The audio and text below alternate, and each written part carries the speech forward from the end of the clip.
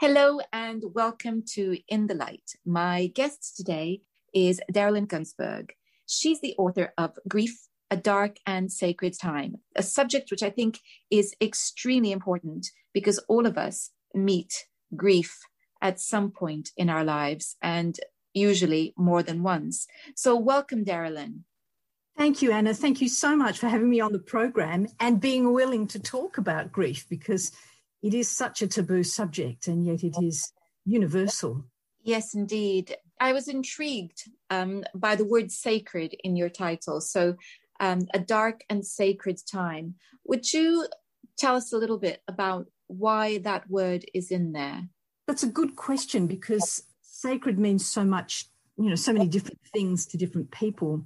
The way that I see it is that grief takes us to a special place, which we don't encounter very often in our lives in terms of encountering grief or loss from death. So they're really huge times, and a lot of people get quite confused about what's happening to them. But in actual fact, we're being taken to a ritual space where we're being asked to do something. We're being asked to do the work of grief. And that, I think, is the sacredness that I'm referring to, is that only we can do it. It is something that we have to encounter our deepest fears. And when we do that, we become almost in awe of what that process teaches us. And it is something that allows us to revere the space if we do it well and come out of it stronger. So for me, it is akin to being in a ritual space. It's not anything religious. It's not anything that requires anything special other than just being who we are. It's a difficult concept. It's a difficult sell, I think, because this concept that there is something very important in grief, because nobody enjoys it. It is intensely painful. And, I've been through it a few times in my life, and I can remember feeling on the first occasion that an organ had been ripped out of my body when the news was given to me of a death. And then the second time it was like a stabbing. And it's just this horrendous, intense pain, which then seems to not shift for ages and ages and ages. And so the concept that there's something very precious about this is, I think, very difficult for people to embrace. Yes, I do agree with you. And the preciousness only comes afterwards. You gave an example of a wonderful story with which you begin the book. And I don't really want to go into that because I don't want to spoil it. I do want people to read this. But what I would say is that as an astrologer, there is so much that in astrology that speaks of this process of going into the underworld. And when you come out, you are never the same again. Mm. And here's the next bit, which you said, if you do it, if you work with it, if you do it properly, then you come out enriched. Whereas if you don't, then something in you dies. And so what do we mean by that? Because that sounds as though we're telling people there's a right way and a wrong way to handle this. I suppose to a certain degree, it's not so much right and wrong. It's just about making normal and acceptable. I mean, I always say this to my clients, is that in Australia, in Australian rules football, and I'm Australian, as you can hear from my accent, they do a really wonderful thing because whenever someone in the club dies, all the footballers on the field wear a black armband. And so, this visual marker allows people to recognize that it's a universal thing. It's happening all the time. And it may not happen to you all the time or to someone else all the time. In fact, it doesn't. I hate statistics and they don't always stack up, but sometimes it's useful. And work has been done which suggests that major grief happens between 9 to 13 years. Every 9 to 13 years, we will lose someone very close to us, parent, sister, friend, lover, even child. And that's not a very regular event. So therefore, it's hard to actually understand it when it happens. But if you see people around you going through that, if you are taught how to grieve when you're a young child, if you know that there's a process that's totally acceptable where you're allowed to feel absolutely terrible instead of trying to make other people around you feel good by saying, oh, I'm fine, then it becomes easier to talk about it in society. It doesn't get pushed down into our unconscious, where it can turn into life-threatening illnesses. It can actually implode into the body, it can physicalize.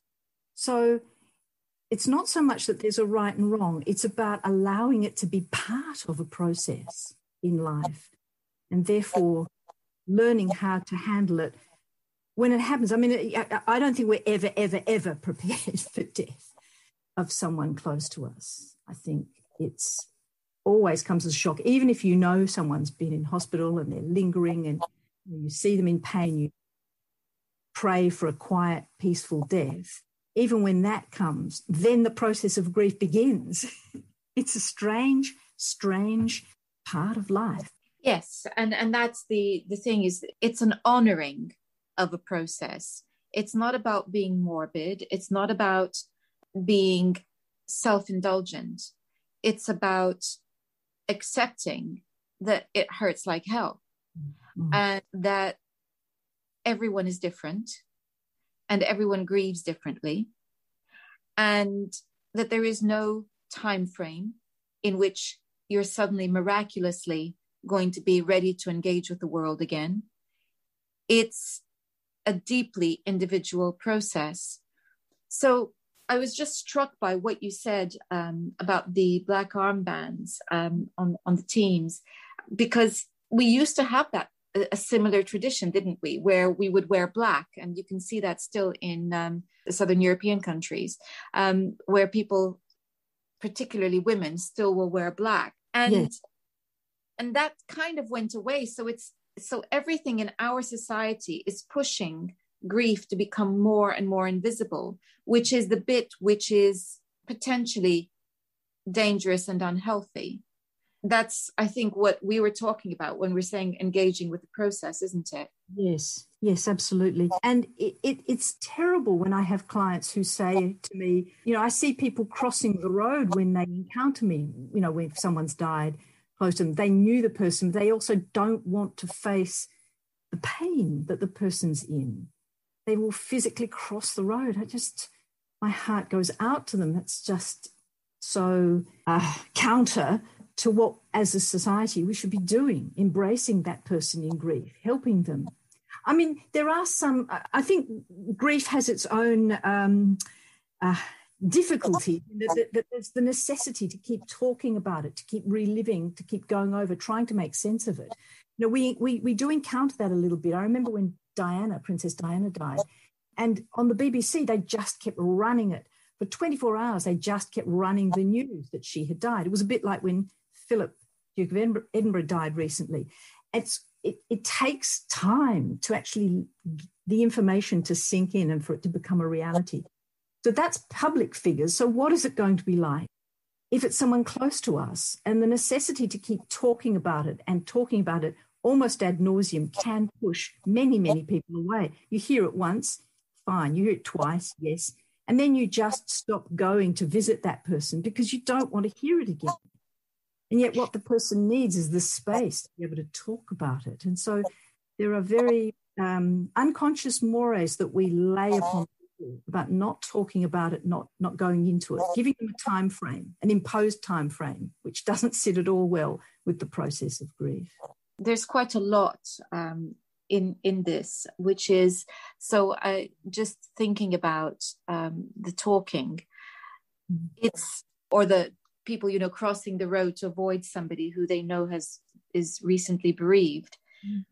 I think a lot of the time it's painful to witness another person suffering. and the feeling of powerlessness to make it go away. And I think a lot of that has what is behind this desire for people to grieve invisibly or quickly. It's that desire to not witness other people's pain. And yet witnessing somebody else's pain is possibly one of the most, well, you used the word sacred, and it just came to mind, the most sacred things we can do, because it is one of the most loving things we can do, is to just allow the person and not jump in to rescue, because that comes in along with, what you talk about in the book, the inappropriate comments. It's the desire to rescue the other person, but you're not really wanting to rescue the other person. What you're doing is you're wanting to take away the pain that you're in whilst you're witnessing and feeling powerless. Yes, absolutely, Anna. Yes. We always want to feel good. Everything in society directs us to moments of epiphany and joy and laughter, and we don't value the times when we just feel really rotten. And that can be, every day there's going to be things that occur that go wrong, and we slip into moments when we think, how can I fix this? Or this hasn't gone how I want it to go. But we always try to get it back to sunshine and light. And sometimes it's a cliche, I know, but in the dark you can see stars, and the stars have lots to tell us. And the reality is that we can't fix everything. And so this is almost about, as a society, in a sense, there's a lack of emotional maturity in this respect, because we as a society have become accustomed, and possibly because of the advances in medicine and science in general, to feeling all powerful, that everything can be done, everything can be fixed. And the one thing that we encounter, which we cannot fix, is death. And I think that that's almost a culture shock now that we are in when we encounter it. Yes, absolutely. And the pandemic that we're in at the moment shows us that we're not all powerful. There's lots to learn from this. But yes, that whole idea about medicine will fix it. They're in hospital, but they'll come out soon. And wanting to believe, I suppose, rather than wanting to recognize that moment when it's not going to be okay, and we have to shift it into the dying process and then the grieving process. So we're not accustomed to that as a life, and realizing this is one life. This is the life we have. So it's full of losses, and they can be preparatory to the big losses that we're going to go through. So what would you say grief actually is? Well, the definition of grief is that one encounters a situation where something changes irrevocably and has to be realigned, and we may not be prepared for that. So on a small level, you can have the grief of the changes that occur every day. You can call them losses, you can call them obstacles, but if we see them as, I have to adjust my behaviour, then fine, I will. But grief is the ongoing situation that gets suddenly and irrevocably changed, and our adjustment to that situation, which, given how long you know the person or how well you got on with them, some people don't like their relatives, and when they die, it could be, doesn't impact their life at all. Others can live thousands of miles away and a relative can die, and it can be a huge event that forces change. So it's a situation that you think is ongoing, which suddenly changes and has to be allowed to change through time. That's the thing, isn't it? Is the context. Everything exists within a context. Yes. And it's the context of the relationship. And I find that clients who come to me who have, we can call it perhaps unfinished business, or who had very complex relationships, I call those complicated bereavements. And the journey is to help them go through from working out all of those complex emotions around the relationship, which now cannot be resolved with the other person, and get through to the other end. And I can remember a client once saying to me that she felt that our work was done and she was very happy with our work because now she could just miss her husband. Whereas before there was so much that was adding to this. And she had said that she had been bereaved for 7 years. And finally she thought, I can't continue as I am. I have to somehow process everything. And it was the unfinished business that was really trapping her in pain. And when she got through that, to come to the other side, she said, now I can just miss him. And that was such a simple statement, but it meant she was at peace. And I think that's what we're aiming at, isn't it? It is. And you mentioned she had been doing this for 7 years and had come to a satisfactory place where she could just miss him. And so that old cliche, time heals all wounds, isn't true. No. It's what you do in the time that heals. Because people can get trapped at a point in time emotionally. And that's what we're talking about. Yes. They can get trapped because thinking that if I just go out and do more of what I was doing before, it will pass. Or I'm never, ever going to change the house I'm in because that's where the person that I loved lived. And if I don't change it, then they'll always be there. And that, those are extremes of the bell curve and they don't help anyone. Which would you advise someone who is observing someone they love who's been through a bereavement and they actually want to give them the opportunity to talk, but the other person will not do it? They just want to push it all away, don't want to discuss the death, they're shut down. What would you say? Because I think that's just as challenging as having to deal with somebody who wants to talk about it again and again and again. In fact, I think it's worse, but maybe that's from my perspective. Yeah, no, I agree with you. I think it's worse. It depends who the person is. And if it's a friend, and we've had that in our lives too, a close friend who just says, I don't want to talk about it. And it's, only in the last 2 years that person's husband had died. And there's not much you can do. I don't think it's worth pushing the person. You can only open the space and hope that at some stage they will engage or find ways of engaging. If it's a client, it's different. You work with clients. I work with clients in grief too, astrologically, and you can see the value of predictive work is that you can see the journey ahead, whether they've lost someone recently or whether they are experiencing an anniversary which is pushing emotions that have been pushed down for some years.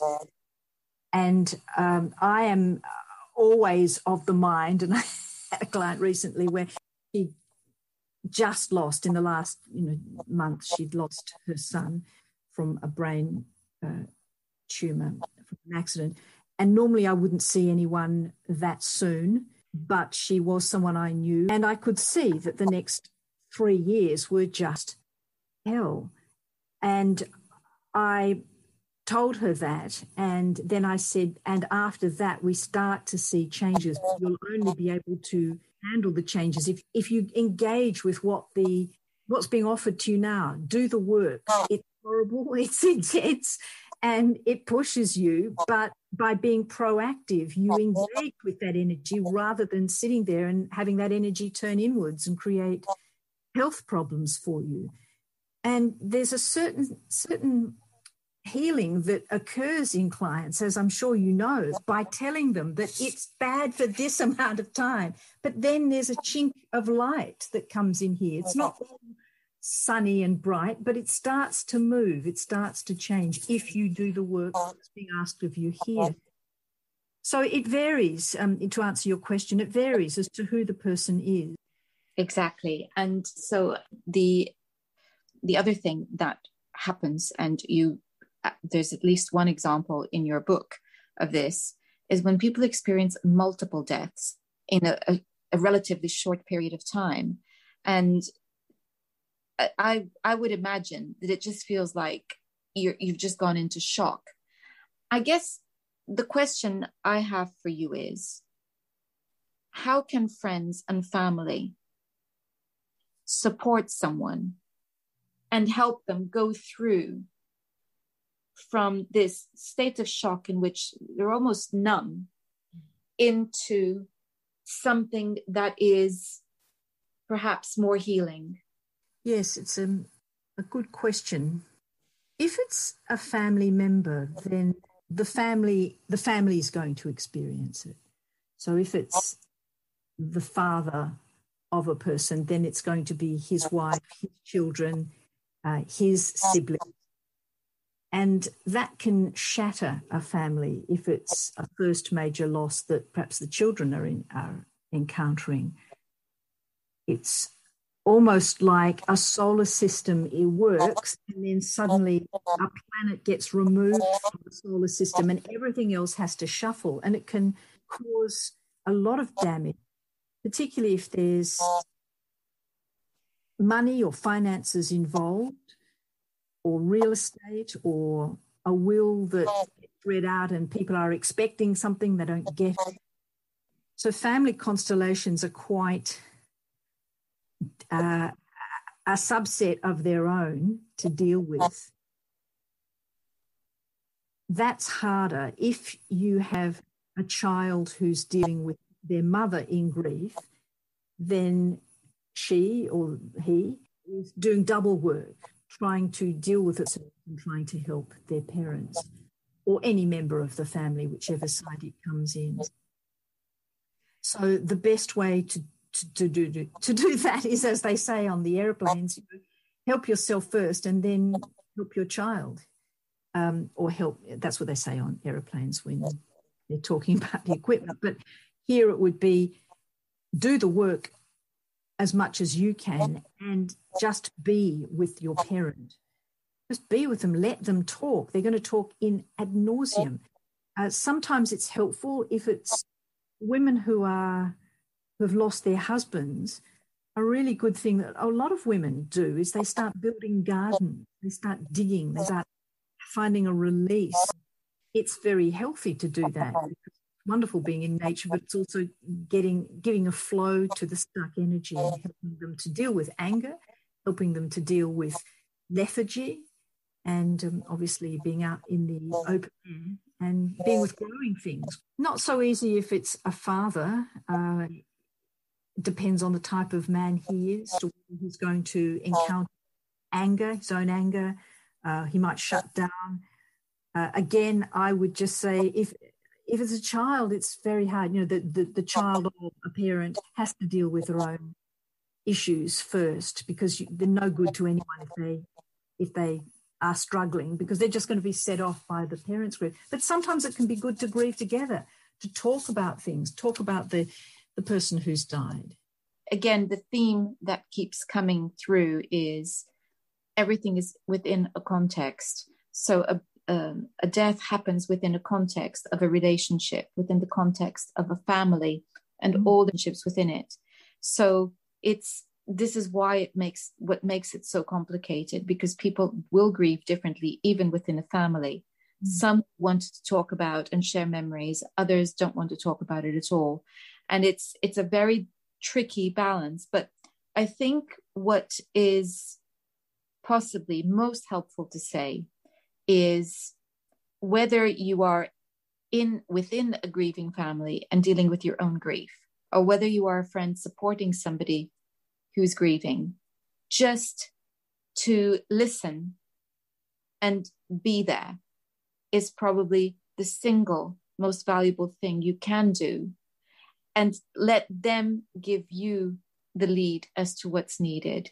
Sometimes, if somebody has just recently lost someone they love, just doing simple things for them, like helping them with shopping, because they feel like they can't cope with the normal everyday stuff. A friend of mine last year, when I lost my dad, did something that was just the most beautiful thing. She just brought me a cooked meal. She made a meal for me. And it was just that beautiful act of kindness that was wonderful. So it's you can help out on a practical level, and you can listen to what the person actually needs. I think that's probably where I would start. Would you agree? Yes, absolutely. Creating the space for them to be able to deal with it as they need it, as it arises.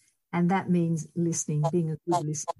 We'll jump in and try to fix it. We've talked about this before, but it's really hard to be with the. I think the other thing that I've found which has been hugely helpful, when people are at that stage where they just want to talk about the person all the time, and I think that's separate to wanting to talk about how the person died, because sometimes that's a whole other issue. That's almost like being stuck in trauma, and that's a different thing. But when they are in that phase where, and I can remember going through this, where I'm just flooded with memories all the time. And very often this happens, leading up to the funeral, where you're just, there's memory after memory coming through. I think it's something that I've found helpful to many people is to create a photo album, to somehow collate memories and information. And I've seen people do this when they're preparing for eulogies as well, for the funeral. It turns into a very beautiful healing process, because what they're doing is they are processing the relationship, the memories of the relationship, and at the same time honoring the person and that relationship. So that's something that I often work with clients to help them to do. That's a lovely thing to do, Anna. Yeah. But this process about capturing those memories, of course, continues right through. And even after the person would say, I feel that I can miss him, as your client did, anyone will still, further down the track, encounter an anniversary, or they'll suddenly open the cupboard and find there's a dress or a shirt that the person had worn that they've been keeping to one side, and suddenly those floods of memories will come back. And even that is a good time to do the process, the work of grief, which is, do I still want to say something to him or her? Is there something that I forgot to say? Is there something I regret not saying? And what would I say to them now if they were still here? There's something else, actually, which is part of the pain. Part of the pain is that feeling of something having been severed, so that connection is severed and irrevocably taken away. And so one of the things that I also, working with clients, encourage them to do is to continue to talk to the person. If you want to, you can. And right after my dad passed, I was talking to him almost incessantly, far more than I would normally have, because it was just a reminder that connection is broken physically, but it cannot be broken emotionally. And so that's one thing. It's just giving people permission to not cut themselves off from that person or that relationship. Because I think, again, in our society, because it's such a material society in its belief system, that feeling that there's a continuity, perhaps, whether you believe in life after death or whether it's the continuity of the love, it seems to be gone. And then it makes it so much harder. So that's something else that I recommend. I once, one of our beloved cats, she used to sleep in the kitchen. And the first thing that I used to do in the mornings was I used to go in and say good morning to her. Now, she was deaf. She couldn't hear me, but it didn't matter, because she could feel me coming in. She could feel my footsteps, and she would look up. And when she passed, for at least about a month, I would come into the kitchen and still say good morning to her first thing. It was a very precious thing to do, because it meant that I could take my time to adjust to her not being there. Yes. And so I think this is yet another aspect that is really important. And you're a very smart woman, Anna, because handling pet loss, animal friend loss, is something that is very, very real and not necessarily taken as a real loss, and yet it's intense, just as intense as if you lost a human friend. But it can be a process that you engage with, which teaches you about how to deal with death and dying and grief when someone, a human friend, dies. So they're equal in the intensity. They may not be necessarily viewed as much, but you talk to anyone who's lost an animal friend and they will have the same intense feelings as you experienced. Absolutely. It's excruciating pain because it is a member of your family. It's an incredibly intimate relationship. Your cat, your dog, the relationship they have with you will be unlike the relationship they have with anybody else. They will allow you to handle them in a way that they don't allow other people. It's very intimate. And equally, many people sleep with their cats, with their dogs. We don't sleep with just anybody. This is an incredibly intense relationship, whether it's a bird, a cat, a rabbit, it doesn't matter. It's very personal. It's very intimate. And unless people have had that experience, it may be difficult for them to understand that this is the case, but it is the reality. And so yet again, we would, I guess, say if you are with somebody who's just lost a beloved animal, you need the same sensitivity as if they had lost a human family member, because they are a family member to that person. Yes. In your book, you talk about how some insurance companies are actually providing bereavement counseling for after pet losses. I think society is changing. I mean, even just this morning I read about how there's a dog in a police force who'd failed her sniffer test, but rather than just push her away, they actually used her as a healing dog to go and work in the court systems to be able to sit with victims who were feeling under pressure. So the healing quality of animals is huge, and that goes for what you were talking about, how they interact with us in a very intimate way, is very deeply healing to touch and to stroke an animal. So when they die, that in itself has been gone, is lost. We don't have that touch anymore, haptic experience. And so for pet insurers to recognize that this is a value is reassuring, I think. It can't be replaced, but at least there is the acknowledgement of the value of the pet. Something that you just said brought something else to mind, which is that you were talking about how, there's something that is gone, it's missing, that there's a role that the animal plays. And of course, this is true of humans too.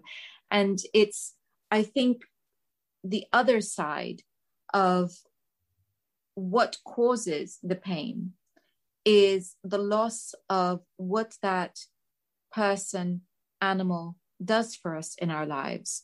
If you've just lost your dog, you're no longer going to go out for a walk every day, which means there's a whole host of people you're not going to be seeing anymore. If you have lost your husband, it could well be that there are certain things that he used to attend to, which suddenly you're going to have to attend to. It's all of that. And that adds to the fear around loss, I think. Yes, that's right. That's right. Everything changes. It's not just the person has died. There's a whole lifestyle that's now gone and lost.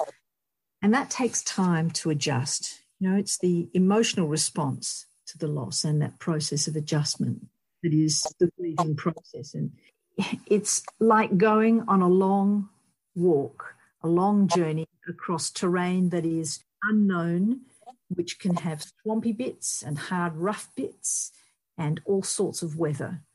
And in walking that terrain, you learn about yourself and your ability to face life at the end of it, and how to do that, recognizing that the person hasn't gone.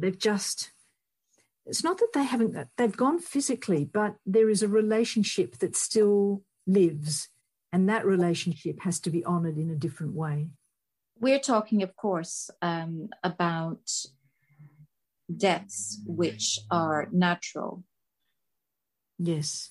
I would say that deaths which are accidental, or in the case of murder, I think that's a whole different category of trauma. What would you say about dealing with those deaths?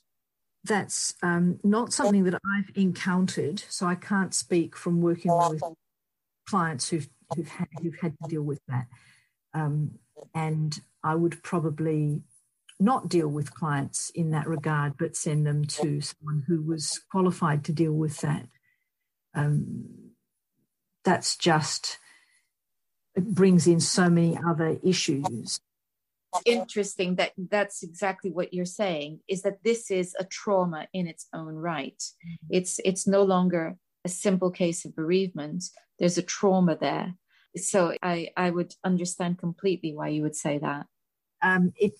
It may be that once they've worked with the specialist in that field, that they could come back if they wished to in some years' time when things are in more cohesive whole for them. But in the initial phase, it's something which is specialized trauma, and so beyond what I could help them with.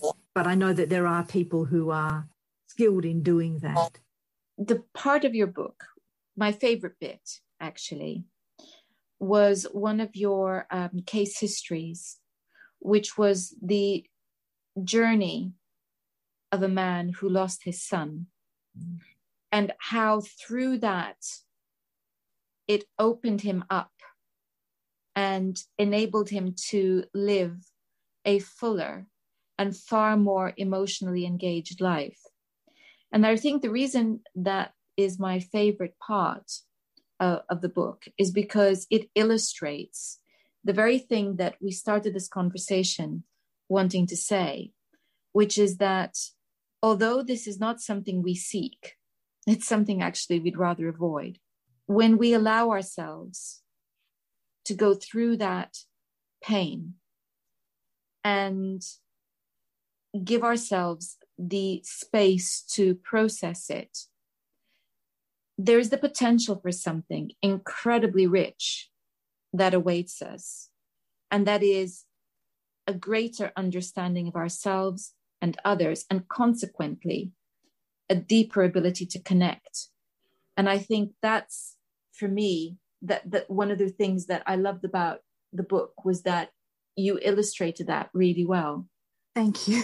That's very kind of you. Thank you. Each of the case histories I found deeply moving. Often it was the first time that they had spoken about these losses to anyone. And so it placed me in a position of a very special position that I felt was a sacred position, because I was allowing them to tell that story. And from that, they could start to do the work that would help them. It is hard when you lose someone out of order. Do you know, we expect that our grandparents will die before our parents, before us, before our children, and have a child die out of order like that. Put so much pressure on the relationship, plus also the hopes and dreams that Jack had for his son. And that was not going to happen anymore. And you don't try and replace it, you try to understand it. And that can just be very traumatic. I'm thinking also of people who have children who are abducted. That's very hard if they don't get closure on that. At least when a child dies from an accident or from a brain injury or from a tumour or something that's medically assessed, they do have a chance to at least sit by the bedside should they wish to, and to say their goodbyes, and to be there with them when the last breath is taken, and then it somehow allows it to be real. And it's acknowledging the reality that takes so much time in grief. I've just had so many thoughts there all at once. But I was just thinking about how it doesn't matter which way we spin this, it always comes down to give yourself the space to do this. Give yourself or others the space to do it. Don't expect for there to be a day when you wake up and everything is going to be better. It's not like that. It's not linear. You'll have some good days. You'll have some terrible days. And that's okay. I think and somewhere along the road, what happens is that you begin to make sense of things, make sense of the feelings. And when we were talking about the need to do this, and Darrelyn, you talked about how if you shut that down, it can cause health problems. I've had people come to me with anxiety attacks, which they never would for a moment think it has a link to bereavement. And yet there's a very well-known connection between anxiety attacks and bereavement. And it generally happens amongst people who are not allowing themselves the space to process their feelings. Yes, absolutely. There's a lot of health issues that can result, which I talk at length in the book. But I just wanted to add also to that, Anna, I think what grief teaches you is do it now, say it now, don't wait for another day. Tell the person that you love them. Speak up, be engaged, because you might not have the chance tomorrow. Life is very fragile. We don't want the regret of not saying things. Yes, that I think is an absolutely wonderful piece of advice, which is value those that you love now and treasure every moment that you have together, because it is finite. And whether it's you who leaves first or whether it's them who lives first, it doesn't matter. What you want is you want to treasure the person. And that will actually make the bereavement process less complex than it would otherwise be. Yes. I'll just add to that. There's a game I sometimes play with my mind, and it comes from a film called About Time, which stars Bill Nye. I don't know if you've seen it or not. I have it. One of my favorites. Yes, I know, it's wonderful. Every time I mention it to someone, they say, yes, it's one of my favorite films. And I play that game of thinking, this is the day I came back to experience. Now let me just re-engage with the loveliness of this day. And it puts it into perspective, that maybe I have died and I'm coming back, and this is the day that I want to experience. And so it makes the moment much richer. And that makes me think of the subject of our podcast last week, which was gratitude. So I think it's almost like we're coming full circle. Appreciate the present, appreciate everything that is there, and take joy in it. And then when the hard times come, as they inevitably will, you will have more resilience to weather out the storm than you would otherwise have. On that note, I just want to remind everyone that the book that we have been discussing is Grief, A Dark Sacred Time. And my guest today has been Darrelyn Gunzburg. And I will put a link to the book on the notes accompanying this podcast. Darrelyn, if people wanted to get in touch with you, how do they do that? If they go to our website, which is www.astrologos.co.uk, or they can find me at darrelyngunzburg.com. That's wonderful. Thank you so much. And it's been a pleasure. I'm sure that you and I are going to cross paths again. I hope so, Anna. It's been just delightful. Thank you so much for giving us, all of us, the space to talk about such a precious subject. Next week, we are going to be looking at yoga, and we're going to be talking about the spiritual connection that yoga can help us to develop. Thank you for joining us on In the Light today, and I look forward to your company next week.